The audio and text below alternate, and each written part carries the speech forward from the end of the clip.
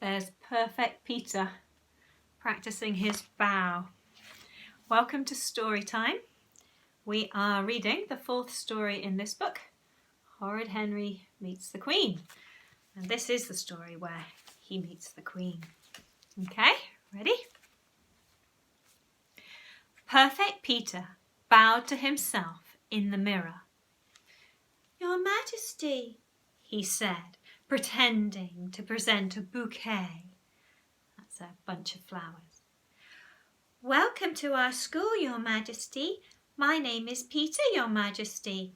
Thank you, Your Majesty. Goodbye, Your Majesty." Slowly, Perfect Peter retreated backwards, bowing and smiling. "Oh, shut up," snarled Horrid Henry. He glared at Peter. If Peter said, "Your Majesty," one more time, he would... Oh, Horrid Henry wasn't sure what he'd do, but it would be horrible. The Queen was coming to Henry's school. The real live Queen with her dogs and jewels and crowns and castles and beefeaters and knights and horses and ladies in waiting, was coming to see the Tudor wall they had built. Yet for some reason Horrid Henry had not been asked to give the Queen a bouquet. Instead, the head, Mrs. Oddbod, had chosen Peter. Peter! Why stupid, smelly old ugly-toed Peter? It was so unfair. Just because Peter has more stars than anyone in the Good as Gold book, was that any reason to choose him? Henry should have been chosen. He would do a much better job than Peter. Besides, he wanted to ask the Queen how many TVs she had. Now he'd never get the chance. "Your Majesty," said Peter, bowing. "Your Majesty," mimicked Henry, curtsying. Perfect Peter ignored him. He'd been ignoring Henry a lot ever since he'd been chosen to meet the Queen. Come to think of it, everyone had been ignoring Henry. "Isn't it thrilling?" said Mum for the millionth time.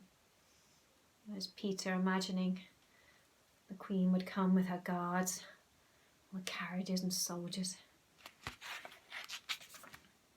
"Isn't it fantastic?" said Dad for the billionth time. "No," Henry had said. "Who'd want to hand some rotten flowers to a stupid Queen anyhow? Not Horrid Henry. And he certainly didn't want to have his picture in the paper and everyone making a fuss." "Bow, bouquet, answer her question, walk away," muttered Perfect Peter. Then he paused.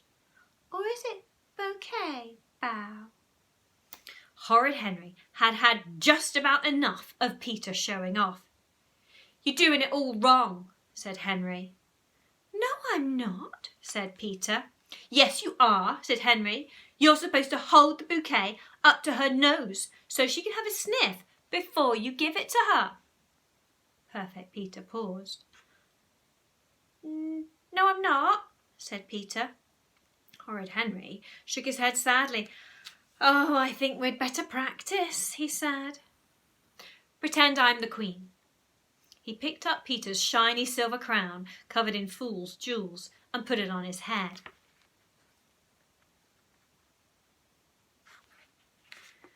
Perfect Peter beamed. He'd been begging Henry to practice with him all morning. "Ask me a question the Queen would ask," said Peter. Horrid Henry considered. "Why are you so smelly, little boy?" said the Queen, holding her nose. "The Queen wouldn't ask that," gasped Perfect Peter. "Yes, she would," said Henry. "Wouldn't?" "Would." "And I'm not smelly." Horrid Henry waved his hand in front of his face. "Whew," said the Queen. "Take this smelly boy to the tower." "Stop it, Henry," said Peter. "Ask me a real question, like my name or what year I'm in." "Why are you so ugly?" "Mum," wailed Peter, "Henry called me ugly and smelly." "Don't be horrid, Henry," shouted Mum. "Do you want me to practice with you or don't you?" hissed Henry. "Practice?" sniffed Peter. "Well, go on then," said Henry. Perfect Peter walked up to Henry and bowed. Wrong, said Henry. You don't bow to the Queen, you curtsy. Curtsy? Said Peter. Mrs. Oddbod hadn't said anything about curtsying. But I'm a boy. Oh no, the law has changed, said Henry. Everyone curtsies now. Peter hesitated. Are you sure? Asked Peter. Yes, said Henry. And when you meet the Queen, you put your thumb on your nose and wiggle your fingers like this. Horrid Henry cocked a snook. Perfect Peter gasped. Mrs. Oddbod hadn't said anything about thumbs on noses. But that's rude, said Perfect Peter. Oh, not to the Queen, said Horrid Henry. You can't just say hi to the Queen like she's a person. She's the Queen. There are special rules. If you get it wrong, she could chop off your head. Chop off his head? Mrs. Oddbod hadn't said anything about chopping off heads. That's not true, said Peter. Yes, it is, said Henry. Isn't? Horrid Henry sighed. If you get it wrong, you'll be locked up in the tower, he said. It's high treason to greet the Queen the wrong way. Everyone knows that. Perfect Peter paused. Mrs. Oddbod hadn't said anything about being locked up in the tower. I don't believe you, Henry, said Peter. Henry shrugged. Okay, just don't blame me when you get your head chopped off. Come to think of it, thought Peter, there was a lot of head chopping when people met kings and queens. But surely that was just in the olden days. Mum! Screamed Peter. Mum ran into the room. Henry said I had to curtsy to the Queen, wailed Peter, and that'd get my head chopped off if I got it all wrong. Mum glared at Henry. How could you be so horrid, Henry? Said Mum. Go to your room. Fine, squeaked Horrid Henry. I'll practice with you, Peter, said Mum. Bow, bouquet, answer her question, walk away, said Peter, beaming. The great day arrived. The entire school lined up in the playground, waiting for the Queen. Perfect Peter, dressed in his best party clothes, stood with Mrs. Oddbod by the gate. A large black car pulled up in front of the school.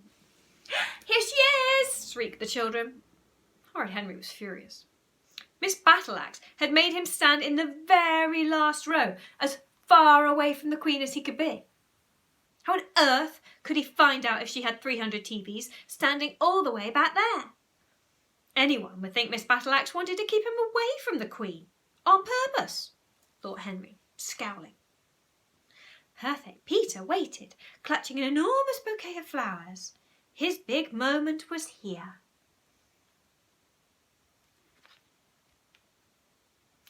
Bow, bouquet, answer her question, walk away. Bow, bouquet, answer her question, walk away, repeated Peter. Oh, don't worry, Peter, you'll be perfect, whispered Mrs. Oddbod, urging him forwards. Horrid Henry pushed and shoved to get a closer view.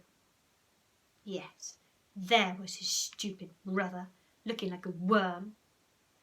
Perfect Peter walked slowly towards the Queen. Bow, bouquet, answer her question, walk away, he mumbled. Suddenly that didn't sound right. Was it bow, bouquet, or bouquet, bow? The Queen looked down at Peter. Peter looked up at the Queen. Your Majesty, he said. Now what was he supposed to do next? Peter's heart began to pound. His mind went blank. Peter bowed. The bouquet smacked him in the face. Ow! Yelped Peter. What had he practised? Oh, yes, he remembered. Peter curtsied. And then he cooked a snook. Miss Oddbod gasped. Oh no, what had he done wrong? Oh, the bouquet! It was still in his hand. Quickly Peter thrust it at the Queen. Smack! The flowers hit her in the face. How lovely, said the Queen. Ah, well, Peter, don't chop off my head. There was a very long silence. You see the pictures there, so there's Peter. His big moment has come, but he's panicking. And he got it all wrong. So there was a very long silence. Henry saw his chance. How many TVs have you got? Shouted Horrid Henry right across the playground. The Queen did not seem to have heard. Come along, everyone, to the display of the Tudor dog making, said Miss Oddbod. She looked a little pale. I said, shouted Henry. How many? A long, bony arm yanked him away. Be quiet, Henry, hissed Miss Battleaxe. Go to the back playground, like we practised. I don't want to hear another word out of you. Horrid Henry trudged off to the vat of daub with Miss Battleaxe's beady eyes, watching his every step. It was so unfair. When everyone was assigned their place, Mrs. Oddbod spoke. Your Majesty, mums and dads, boys and girls, the Tudors used mud and straw to make daub for their walls. Miss Battleaxe's class will now show you how. She nodded to the children standing in the vat. The school recorder band started playing Greensleeves. Henry's class began to stomp in the vat of mud and straw. This is the demonstration for the Queen. How lovely, said the Queen. Horrid Henry stomped where he'd been placed, between Jazzy Jim and Aerobatic Al. There was a whole lot of stomping children blocking him from the Queen, who was seated in the front row between Miss Battleaxe and Mrs. Oddbod. Oh, if only he could get closer to the Queen. Then he could find out about those TVs. Henry noticed a tiny space between brainy Brian and gorgeous Grinda. Henry stomped his way through. Hey, said Brian. Ow, said Grinda. That was my foot. Henry ignored them. Stomp, stomp, stomp. Henry pounded past Greedy Graham and Weepy William. Oi, said Graham, stop pushing. Wept Weepy William, halfway to the front. Henry pushed past anxious Andrew and clever Claire. Help, squeaked Andrew, falling over. Watch out, Henry, snapped Claire. Almost there, just Moody Margaret and Jolly Josh stood in his way. Margaret stomped, Josh stomped. Henry trampled through the daub till he stood right behind Margaret. Squish, squash, squish, squash. Stop stomping on my bit, said Moody Margaret. Stop stomping on my bit, said Horrid Henry. I was here first, said Margaret. No, you weren't, said Henry. Now get out of my way. Make me, said Moody Margaret. Henry stomped harder. Squelch, squelch, squelch. Margaret stomped harder. Stomp, stomp, stomp. Rude Ralph pushed forward. So did Dizzy Dave. Stomp, stomp, stomp. Sour Susan pushed forward. So did Kung Fu Kate. Stomp, stomp, stomp, stomp. A tidal wave of mud and straw flew out of the vat. Splat! Miss Battleaxe was covered. Splat! Miss Oddbod was covered. Splat! The Queen was covered. Oops, said Horrid Henry. Miss Oddbod fainted. How lovely, mumbled the Queen. That's the end. Oh dear, wherever Henry is, trouble seems to follow. Or maybe he causes the trouble. What do you think? Okay, if you like the Horrid Henry stories, there's 4 of them on YouTube, Little Me's YouTube channel at the moment, and there'll be another one tomorrow. Take care.